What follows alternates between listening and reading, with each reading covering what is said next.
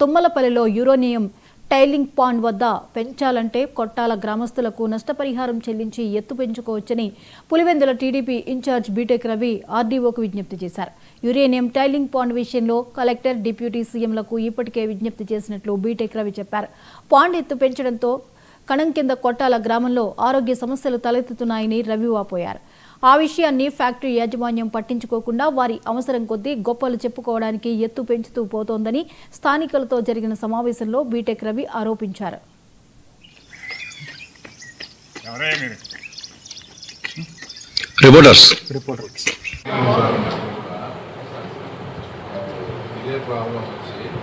గత 2018 నుంచి ఇదే ప్రాబ్లం వస్తూనే ఉంది. గవర్నమెంట్లు మారుతానే, అధికారులు మారుతా కానీ మా సమస్య అయితే మారడం లేదు. హెల్త్ సమస్యలు చాలా వస్తున్నాయి. హాస్పిటల్కి పోతే ఏదో సమస్య అని చెప్తున్నారు కానీ యురేనియం వల్ల సమస్యని ఎవరు బయటికి తీయడం లేదు. దీనివల్ల మాకైతే చాలా నష్టం జరుగుతుంది. ఒక అమ్మాయిని ఇవ్వడం లేదు, ఒక అబ్బాయిని ఇవ్వడం లేదు. పెళ్లిళ్ళు అయితే మగ పిల్లలకు, ఆడపిల్లలకు సక్రమంగా జరగడం లేదు. ఇది ఇట్లనే జరిగిపోతూనే ఉంది తప్ప దీనికి సొల్యూషన్ అంటే ఏ గవర్నమెంట్ వచ్చినా మాకు చేయడం లేదు. మాకు కావాల్సింది ఒకటే, టైల్పాండ్ పెంచడం అంటూ జరిగితే మా సమస్యకు పరిష్కారం చేసిన తర్వాతే దీనికోసం వాళ్ళు ముందుకు రావాలా.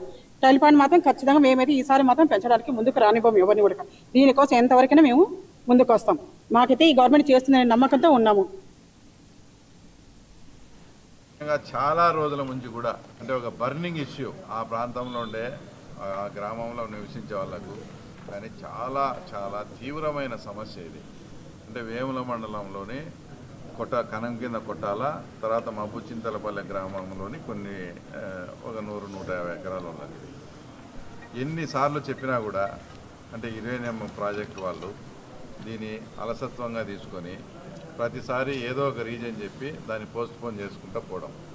ఇప్పటికీ టైల్ బాండ్ను 2018లో ఒకసారి, 2021లో ఒకసారి, అప్పుడు కలెక్టర్లుగా ఉండే వాళ్ళకు మేము ఇంకొక 6 నెలల్లో ఈ సమస్య పరిష్కరిస్తాం, ఇంకో సంవత్సర కాలంలో దీన్ని పరిష్కరిస్తామని మాయమాటలు చెప్పి మభ్యపెట్టి ఇంతవరకు చేసుకుంటూ వచ్చినారు. అసలు ఏఈఆర్బి నామ్స్ ప్రకారం కూడా దాని హైట్ 3.80 అంటే 380, అంతకన్నా తర్వాత హైట్కు తీసుకోకూడదు. ఇప్పటికే దాదాపు దానికన్నా 7 మీటర్ల హైట్కి తీసుకుపోయినారు. తర్వాత మళ్ళీ ఇప్పుడు టెంపరీగా ఆ పని చేయాలా, ఈ పని చేయాలని చెప్పి మళ్ళీ ఇప్పుడు హైట్ పెంచే ప్రయత్నం.